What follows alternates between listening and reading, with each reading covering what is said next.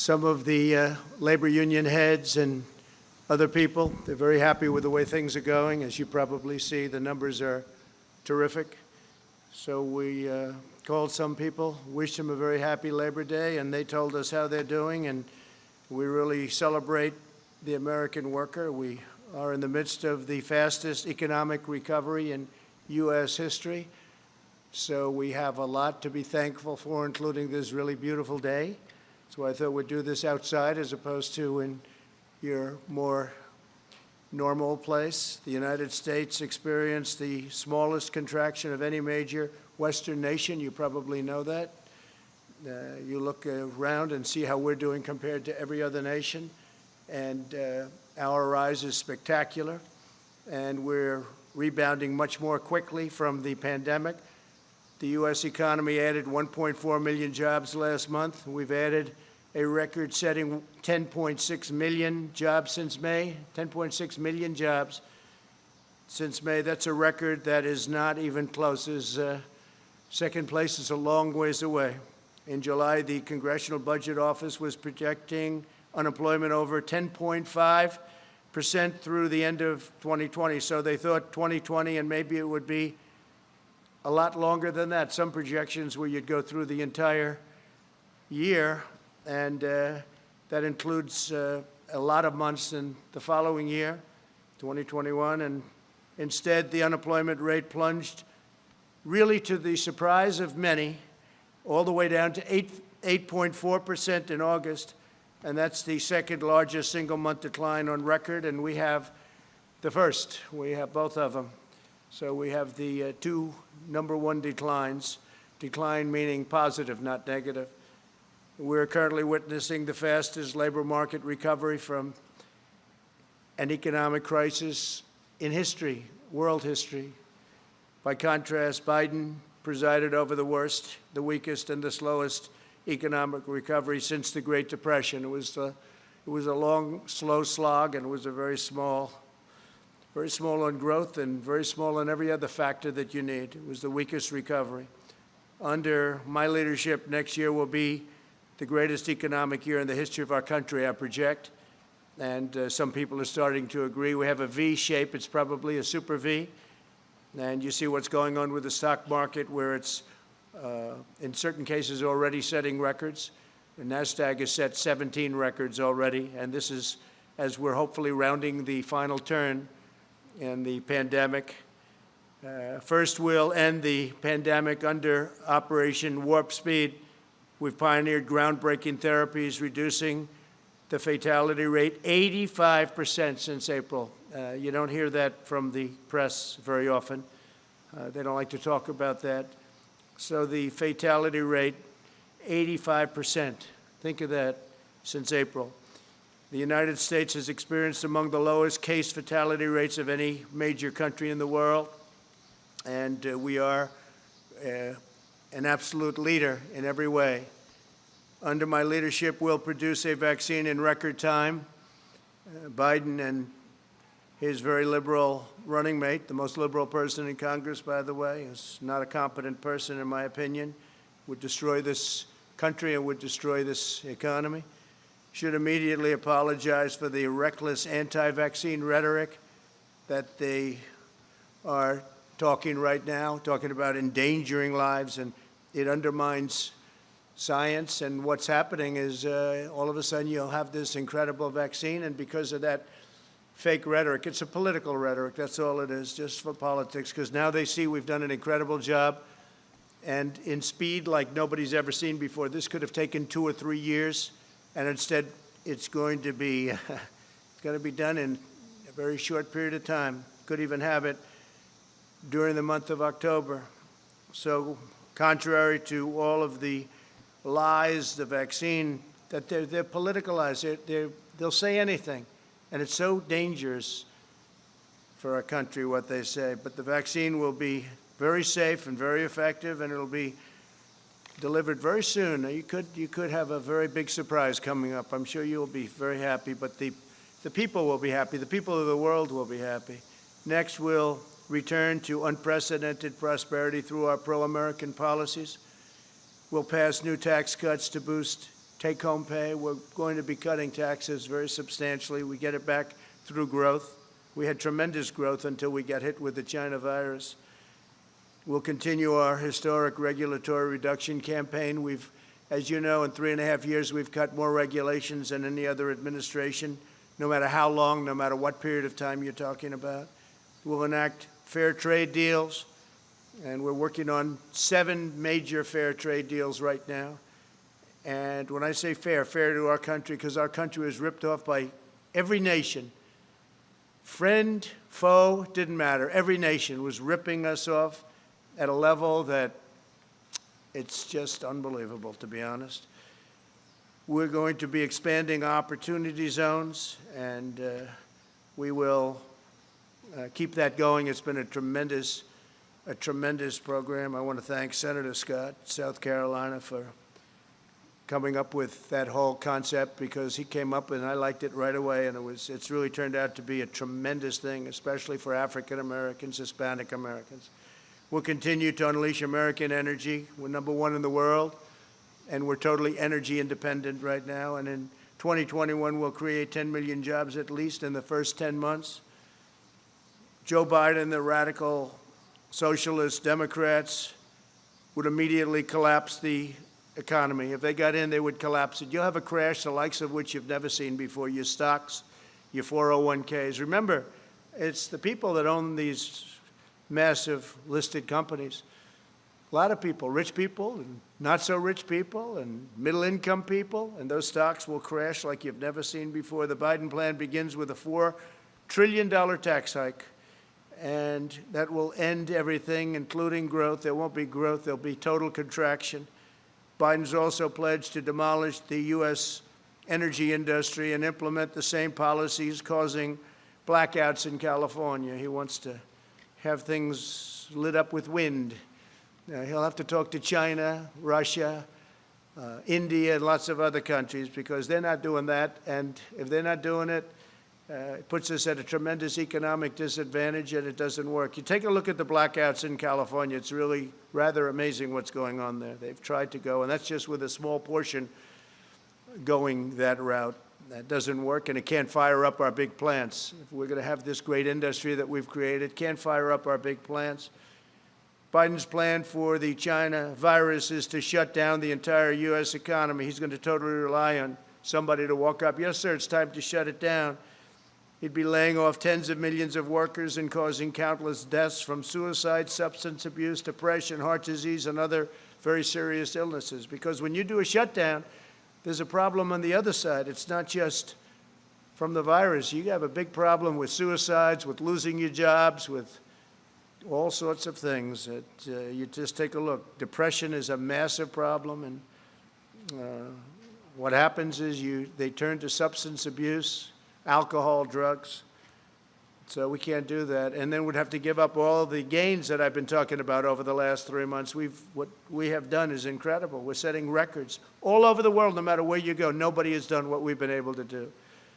So we're setting records in jobs. We're setting records in numbers. And you're going to see some very big numbers. Third quarter numbers are coming out right before a very special day, November 3rd. So you have the numbers coming out, and they're, I think, going to be fantastic. I think they're going to be fantastic. The best numbers of all, if somebody doesn't come along and raise taxes, double, triple, quadruple your taxes, will be the numbers from next year. But you're going to have a good third quarter number coming out. And I think it's going to be hard for even the media to disparage that number. Biden wants to surrender our country to the virus. He wants to surrender our families to the violent left-wing mob. And he wants to surrender our jobs to China, our jobs and our economic well-being. I've taken in billions and billions of dollars from China. No other president's done what I've done. I've given much of it to the farmers. I've given it to farmers and manufacturers, but I've given most of it to the U.S. Treasury. Nobody's done that. We haven't taken in 10 cents from China ever. They targeted our farmers, and I targeted them. And I gave $28 billion to our farmers. Our farmers wouldn't be existent right now. Right now, they're very happy. In fact, they're setting records on purchases. China is purchasing more corn than they've ever done. Record purchase of corn and soybeans, beef, because they know I'm not happy with them. They know I'm not happy at all. And frankly, I don't want to set the world necessarily to thinking too much about it right now, but there's been no country anywhere at any time that's ripped us off like China has. We lose billions and billions of dollars for years and years, decades. We've lost billions and billions and billions of dollars by dealing with China. We get nothing from China. They get nothing other than loss, other than giving our money, and they take that money and they build their military, and you see they're building up a powerful military. And it's very lucky that I've been building ours up, because otherwise we'd be dwarfed right now by China. It would be a terrible thing, a terrible thing. We're way ahead on the nuclear front. We've upgraded our nuclear. Hope to God we never have to use it. But we would be in a position that we are not in right now. But China is spending the money we give them to build up their military. So when you mention the word decouple, it's an interesting word. So we lose billions of dollars, and if we didn't do business with them, we wouldn't lose billions of dollars. It's called decoupling, so you'll start thinking about it. You'll start thinking. They take our money and they spend it on building airplanes and building ships and building rockets and missiles. And Biden has been just a pawn for them. He's been so easy. They dream about Biden. There was a report today that they hope that Joe Biden becomes president. If Joe Biden becomes president, China will own the United States, and every other country will be smiling also. They'll be smiling. When reports come out that certain countries don't really like me too much, that's not because of my personality, although it could be that also, frankly. It's because of the fact that I've been very tough on countries that have been ripping us off for so many years. If you look at NATO, with the exception of 8 countries, we're one of them. Every country is way behind. They're delinquent, especially Germany, in paying their NATO bills. That means we end up paying it, and we're not doing it. I told them, we're not doing it. And they've increased their spending now, $130 billion, going up to $400 billion a year. It's all because of me. Then you hear the country doesn't like me. I mean, I can understand that, because President Obama and other presidents, in all fairness, would go in there and they'd make a speech and they'd leave. I went in there, I looked, and I said, this is unfair. We're paying for NATO. We're paying for NATO, almost all of it. So they rip us off on the military, and then they rip us off with the European Union on trade. And Biden doesn't have a clue. You know he doesn't have a clue. Everybody knows he doesn't have a clue. In prime time, he wasn't good. And now it's not prime time. He spent 47 years sending American jobs to China, to Mexico, and to other countries while collecting millions of dollars in campaign and super PAC contributions from global corporations that got rich by making American workers poor. His son, where's Hunter? Where's Hunter? I call him Where's Hunter. Walked away with $1.5 billion to manage, even though he never did that before. He walked away with a fortune from Ukraine, from China, and from other countries. Between his son and his brother, you ought to read the statements, and the press doesn't pick that up. If I ever did that, it would be hell, even worse than it's been, okay? Even worse than it's been. What he's done is so incredible. I won't give them the $1 billion, he says. I won't give them unless they get rid of that prosecutor. And then voila, they got rid of the prosecutor. And the press doesn't even want to talk about it. You talk about quid pro quo. With me, there was none. With him, he's right on tape, and you don't want to cover it. You should be ashamed of yourselves. The press should be ashamed of themselves. But Biden shipped away our jobs, threw open our borders, and sent our youth to fight in these crazy, endless wars. And it's one of the reasons the military, I'm not saying the military is in love with me, the soldiers are.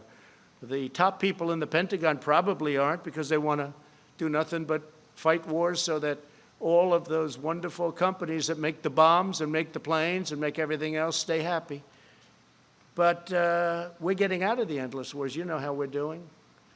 We defeated 100% of the ISIS caliphate, 100%. When I came in, it was a mess. It was all over. They have it in a certain color, all ISIS. A year later, I said, where is it? It's all gone, sir. Because of you, it's all gone. because of my philosophy, but all gone. I said, that's good. Let's bring our soldiers back home. Some people don't like to come home. Some people like to continue to spend money. One cold-hearted globalist betrayal after another, and that's what it was. Biden supported NAFTA. He supported China's entry into the World Trade Organization. Two disasters, the most disastrous trade deals in history, both of them. I can't tell you which was worse. They were both terrible. And as you know, I ended it, and I ended NAFTA. And we're looking at the World Trade Organization. They've become much better, I will say that. World Health I got out of because we're spending $500 million. China was spending $38 million, and China controlled it. But World Trade, we're looking at it. They've been very nice to us lately, I will say that, amazingly. We never used to win anything at the World Trade. We'd lose every case. Now all of a sudden we're winning a lot of cases. We just won $7 billion as a case. And they're talking to us much differently than they used to. Because if they don't shape up, we're going to ship out, that's all. We're not treated fairly.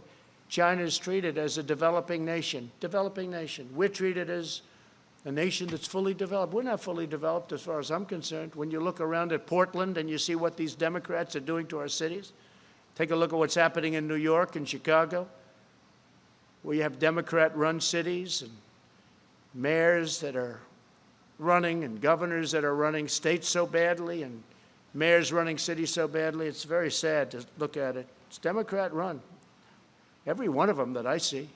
I guess we could probably find one or two that aren't, but so far I haven't been able to. If you look at Biden, he supported TPP, Trans-Pacific Partnership, which would have been a disaster, would have destroyed our automobile business. By the way, many plants are being built right now, auto plants in Michigan, just like I said. They're being built in Ohio. They're being built in South Carolina, North Carolina. They're being built all over and expanded at a level that we've never seen before. Because I said to Japan and Germany and others, sorry, you got to come here and build plants, otherwise we're going to have to make it very tough on you with tariffs. And we got out of the horrible Paris Climate Accord that he'll go back into because, it sounds wonderful. It's a disaster for this country. They've basically taken away your wealth, the Paris Climate Accord. And the other countries don't have to adhere to it. China doesn't kick in until 2030. They don't have to do anything until 2030. We had very high standards. We would have had to close under some scenarios 25% of our businesses in order to qualify under this ridiculous Paris Climate Accord. It sounds good. It was very bad and very expensive. The New York Times has just published an entire story on Biden's China sellouts, which is amazing for the New York Times. I appreciate that. In 2001, Biden said the United States welcomes the emergence of a prosperous, integrated China on the global stage because we expect this is going to be a China that plays by the rules. They didn't play by the rules. They didn't play by the rules. The World Trade Organization, one of the reasons it's so bad is that China didn't play by the rules. We did. We did, but their rules were easier because they're considered a developing nation. So they had a much lower standard. But even that, they didn't play by the rules. That's when they became a rocket ship. They were flatlined for years and years and years. Then they joined the World Trade Organization. And frankly, they cheated. Okay, they cheated, I'll say it. What difference does it make? I feel much differently. I made a great trade deal with China, great. And they're buying. You know why they're buying? Because they know I'm not happy. That's why they're buying. And I talk about it because today is Labor Day. And it's a good time to talk about when we're being ripped off by countries, but nobody's even close to China. Biden cheered China's rise as a great power because great powers adhere to international norms in the areas of non-proliferation, human rights, and trade. Well, they didn't. They took advantage of stupid people. Stupid people. And Biden's a stupid person. You know that. You're not going to write it, but you know that. The cost of Biden's economic treachery was 60,000 shuttered American factories, and I hear this morning the real number is probably 70,000. 70,000 shuttered American factories, and he's talking about how wonderful it is with China. No, China's been very bad, on top of which we had the China plague sent to us, and other viruses, nothing near this serious, but the swine. We had other viruses sent in over the years that came from China. I wonder why. If Biden wins, China wins because China will own this country. If Biden wins, China will own this country. And hopefully you're not going to be able to find that out. It's the most important election in our history right now. Most important election in our history. Under my administration, we will make America into the manufacturing superpower of the world, and we'll end our reliance on China once and for all. Whether it's decoupling or putting in massive tariffs like I've been doing already, we're going to end our reliance on China because we can't rely on China. And I don't want them building a military like they're building right now, and they're using our money to build it. We'll manufacture our critical medical supplies in the United States. We'll create Made in America tax credits and bring our jobs back from China to the United States, and we'll impose tariffs on companies that desert America to create jobs in China and other countries. If they can't do it here, then let them pay a big tax to build it someplace else and send it into our country. We'll prohibit federal contracts from companies that outsource to China, and we'll hold China accountable for allowing the virus to spread around the world. Now you can understand why China would much rather see Sleepy Joe than Donald Trump. But as long as I'm president, we will never waver in our undying loyalty to the American worker and to our country as a whole. So, happy Labor Day, everybody. Yeah, go ahead. Thank you, Mr. President. The issue of what happened when you were in France continues to be a story. You're going to have to take that off, please. Just, you can take it off. How many feet are you away? I'll speak a lot louder. Well, if you don't take it off, you're very muffled. So if you would take it off, it would be a lot easier. I'll just speak a lot louder. Is that better? It's better, yeah. It's better. Mr. President, some people are having a hard time believing your denials of the Atlantic story because of what you said about John McCain in the past. Do you understand that? And have you asked John? No, I don't understand And have that. you asked John Kelly to refute that story? No, I don't understand it at all, no, because I've always been on the opposite side of John McCain. John McCain liked wars. I will be a better warrior than anybody, but when we fight a war, we're going to win them. And frankly, I was never a fan of John McCain. You know that. It's been very obvious. But I had to approve his entire funeral. I wanted him to get. He deserved a first class. You know, it all was approved by me. We sent Air Force One to pick up the casket, a lot of things. But no, I was not a fan of John McCain because he wanted the endless wars. And I didn't. I thought that the way the vets were taken care of, our great vets, was not good, not appropriate. And of course, he took the fake dirty dossier and gave it over to the FBI. So this is not somebody, am I supposed to say, what a wonderful guy? So, you know what? I lived with him. He lived with me, but we had different philosophies. I think my philosophy is right. I think it's turned out to be right. But I wasn't a fan.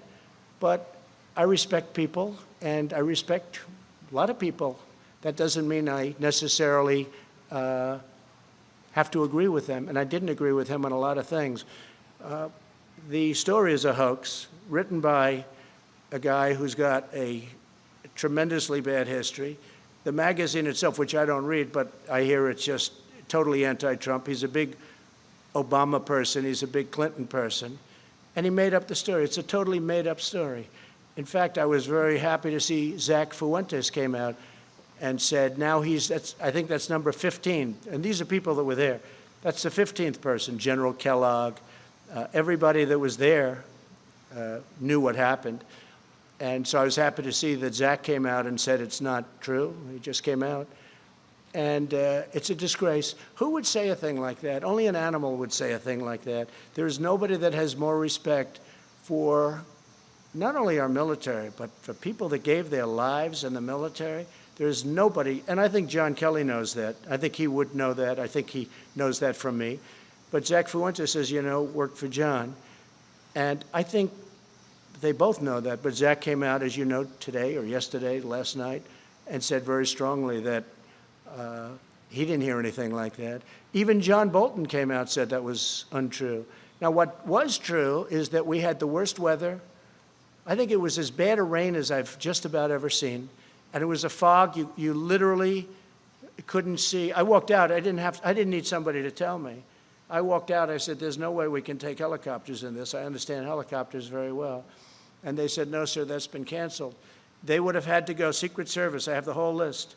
They would have had to go through a very, very busy section during the day of Paris. They would have had to go through the city.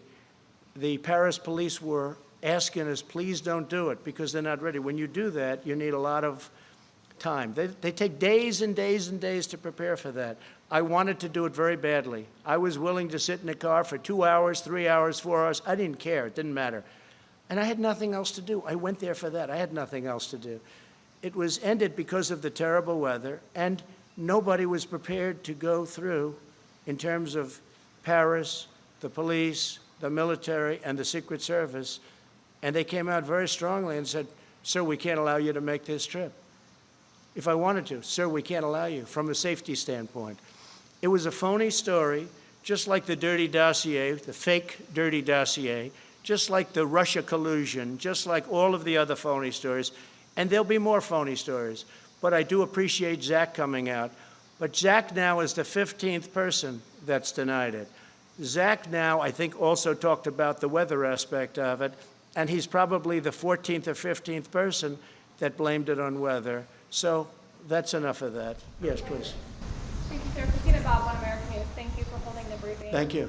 We're seeing judges, most recently in Detroit, limit police ability to use non-lethal force. My first question would be, should the police be allowed to use non-lethal force to quell the violence in their cities? We're talking about where non-lethal force?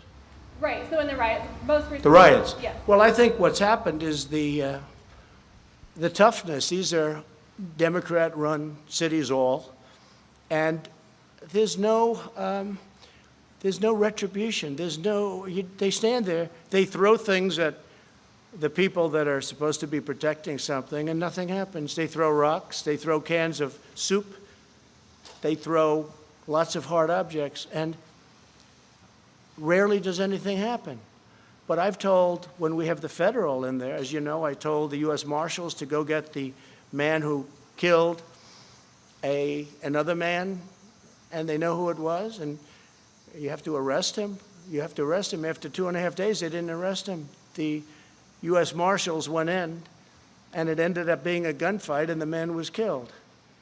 But this is a man that had a bad record, and there's a man that killed a man in the street. I mean, I witnessed it. Most people witnessed it. And the U.S. Marshals went in. They weren't playing games. They can't play games. If somebody is breaking the law, there's got to be a form of retribution. I watch so often when I watch some of the areas that we're talking about. Now we have Rochester.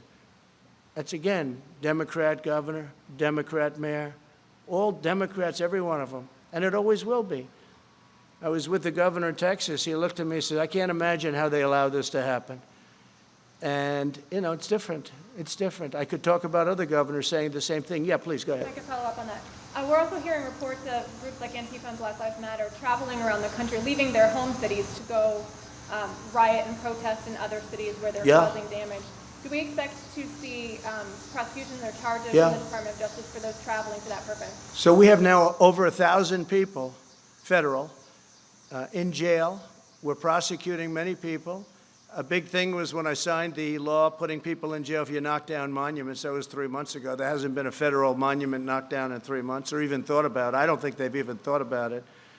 So that's had a very big impact, very big impact. But yeah, we're going around, and the nice part is you people see those people up there, they take nice pictures of everybody, so we don't even have to bother. We can use the news photos. We had a photo right over there of Andrew Jackson, the monument. He was getting ready, and this guy was a big, brave guy, and he was up like this, and he was showing off to all his friends, and he got arrested. So did a lot of other people get arrested, and I would say we have the ultimate proof. Now, in that case, we got there before they ripped down the statue of Andrew Jackson, which is so beautiful, which is right over there. But they never got it. But right after that, I signed an order saying you go to prison for 10 years. And as soon as I signed that order, that was the end of the statues coming down. But they have other ideas. They've got plenty of ideas. They're not at want for ideas. Please, go ahead. Mr. Spunt, David Spunt from Fox News. Mr. Trump, Mr. President, thank you for taking my question. Sir, you talked a lot about the economy and touted the economy. 3 weeks ago in Bedminster, I asked you specifically, why you have not called Democratic leadership to the White House to meet with them. If they don't want to meet, it's on them. A lot of people are criticizing you. I cover you on the weekends and stuff. You're I don't doing a think lot of they are. golfing. No, I don't think Why they are. have you not met with them in Yeah. person? I mean, we're in September. There's no deal. I There's know. no hope of a deal. We're 2 months out from the election. What Don't can say you there's to no hope. Why do you say there's But no what can you hope? say to What do you millions- know? Well, what can you say? It What do doesn't you seem- know? It doesn't seem And like and it's let me not, just sir. tell you, I know my customers, that's what I do. I know Pelosi, I know Schumer very well. They don't want to make a deal because they think it's good for politics if they don't make a deal. This has nothing to do with anything other than you have to know who you're dealing with. I do. These are people that I don't have a lot of respect. I don't think they have a lot of respect for the American people. And I know who I'm dealing with.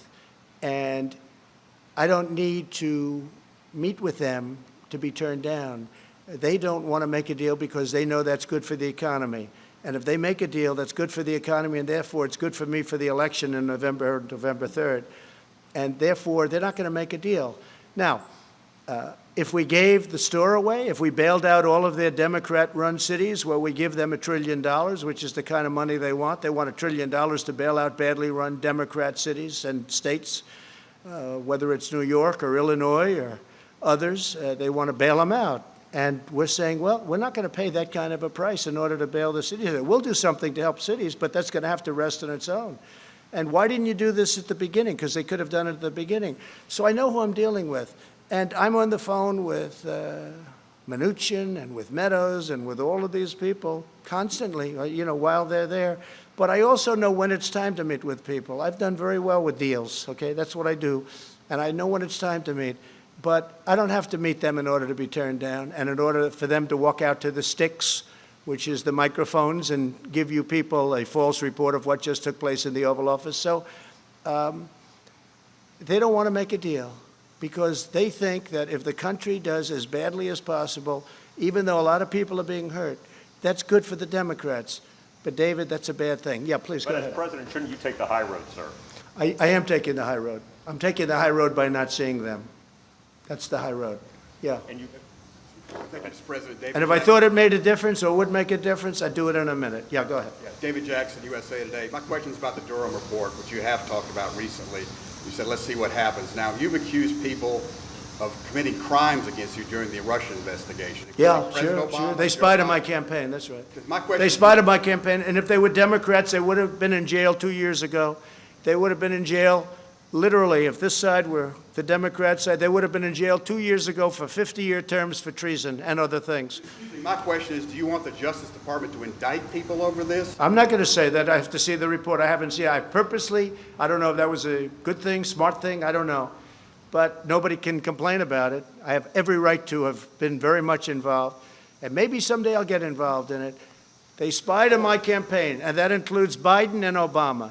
They spied on my campaign trying to defeat me. They wrote up a fake dossier that has proven to be totally fake, written by Christopher Steele, paid for by Hillary Clinton and the Democrats, and they used that illegally in the FISA courts. If we did what they did, you would have many people in jail right now, and you have, other than the one agent that admitted his guilt, that he forged documents, we don't have that yet. But the report hasn't been issued yet. Let's see what happens. Sounds like But let you me wanna just prosecute tell you something. President Obama and Biden, Sleepy Joe, he knew everything that was happening. They were spying on my campaign and they got caught. Now let's see what happens. But if this were the opposite way, people would have been jailed. They would have been in jail already for a period of at least, it would have started 2 years ago, and it would have been for 50 years for treason. Because you can't do that. That's never, and nothing like that's ever happened before. Then they created, at tremendous expense, the money they paid is tremendous. I'm sure you know the money that was paid, millions of dollars. They created a fake dossier, proven to be now fake, everyone, and they used it in the FISA courts. That's a crime. So far, I haven't seen anybody have a problem, but the report hasn't been issued yet. Let's see what happens with the Durham report. But this started at Obama. And some people would say, and some people, well, but he was the president, like, let's leave him alone. If it were me, they wouldn't be leaving me alone, I can tell you. It's a totally double standard, and it's a disgrace. And if I were a Republican senator, and if I were a Republican congressman, and we have some great ones, but we have a lot of them that don't fight the way that the other side fights. We have much better policy. We have much better things going for us, like borders and walls and immigration and no sanctuary cities, and they have a lot of bad stuff going. But they're dirty fighters. And the dirtiest fight of all is the issuance of 80 million ballots, unrequested. They're not requested. They're just sending 80 million ballots all over the country. 80 million ballots, non-requested. I call them unsolicited ballots. That's going to be the dirtiest fight of all. People are going to get ballots. They're going to say, what am I doing? And then they're going to harvest. They're going to do all the things. And if you look at the last period of 6 months, take a look at the races where they've sent ballots out. Take a look at Carolyn Maloney, whose race should be redone because she won that race totally unfairly to her opponent. Her opponent did very well against her. That race should be rerun. But they declared her the winner because they heard I found out about it. But take a look at what's happened in New Jersey and in Virginia and different places. It's a disgrace. That'll be a beauty. Yeah, please. Thank you, Mr. President. If proven true, are you okay with Postmaster General DeJoy and the fact that he asked former employees at his private company to make donations to the GOP and then reimburse them? Are you okay with that? I don't know too much about it. I read something this morning, but I don't. Other than that, I'd have to see it. He's a very respected man. He was approved very much by both parties, I guess. It was sort of an approval that took place by both parties. I don't know exactly what the story is. I'll certainly know within a short period of time.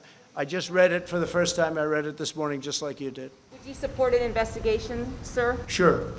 And I think let the investigations go, but he's a very respected man. Again, it was a bipartisan commission. Postmaster General is appointed by a bipartisan commission, and we'll see how that goes. But no, I think he's a very honest guy, but we'll see. Yeah. Thank you, Mr. President. Mr. President, Go ahead, please. follow up, please, if you don't mind. If it's proven to be a campaign finance scheme, do you think he should lose his job? Yeah, if something could be proven that he did something wrong, always, you know. Thank you. Always. They've been looking at me for 4 years. They found nothing. 4 years. Think of it. For 4 years, from the day I came down the escalator, I've been under investigation by sleaze, and they found nothing. They found nothing. A friend of mine said, you have to be the most innocent, honorable man ever to hold the office of president. Think of it. They spent just Mueller alone. He spent, I guess the real number turned out to be $48 million, but whatever it was, many, many millions of dollars. They had 18 angry Democrats looking. They had FBI agents all over the place. They had and they have no collusion. Friends of mine have said, sophisticated friends have said, you've got to be the most innocent guy ever to hold this office. And there's a lot of truth to that. Yeah, please. Thank you, Mr. President. After Navalny poisoning, Chancellor Angela Merkel of Germany is under pressure to cancel Nord Stream 2 pipeline from Russia to Germany. Would you support such a move? Do you Sure. think the project should be canceled? Sure. Well, I've been supportive of that. I was the first one that brought it up. You never heard of Nord Stream 2 until Trump came along. When I came along, I said, wait a minute. We're protecting Germany from Russia, right? NATO. We're protecting Germany from Russia. Germany's paying Russia billions and billions of dollars to get their energy, and the real number is probably 60 to 70% ultimately of their energy is going to come from Russia. And I said this for years, that nobody talks about it. One of the many things between sanctions and all of what we've done for Ukraine relative to what the past had. They used to send pillars and we sent tank busters. But I brought that up a long time ago. Russia's unhappy that I brought it up. But you never heard of Nord Stream 2. Nobody did until I got elected. And I said, why is Germany making a deal to give billions of dollars to Russia, and then we're protecting Germany from Russia? How does that work?